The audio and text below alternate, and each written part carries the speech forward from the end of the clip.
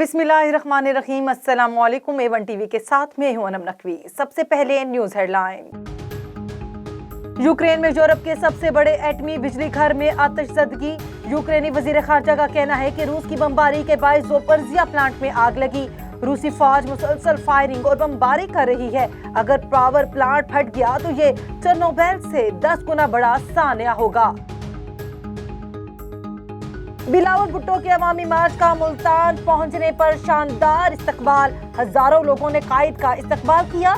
Chairman peoples party ने कहा, number game पूरी है, सिलेक्टेड कुर्सी छोड़ दे। कठपुतली ने लॉन्ग मार्च से डरकर पेट्रोल और बिजली की कीमत कम कर दी। हुक्मरानों से खाद और गैस चोरी का भी हिसाब लेंगे। मार्च के शुरकान ने रात खैमा बस्ती में गुजारी। कुछ देर बाद साहिवाल के लिए रवाना होंगे। पीटीआई का मार्च आज बदीन से सफर का आगाज करेगा। शाह महमूद कुरैशी की क़यादत में मार्च तलहार से टंडू अलाजार पहुंचेगा। जगह जगह इस्तकबालिया कैंप कायम।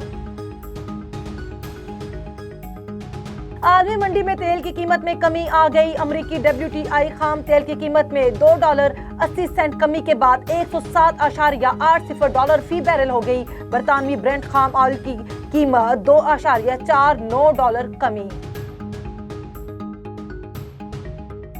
कोरोना के वार जारी। NCOC के मुताबिक मुल्क में 953 नए केसेस रिपोर्ट। गुज़श्ता 24 घंटों में कोरोना से 11 अफराद जान बहक हो गए। मस्बत केसेस की शरह 2.59% रही।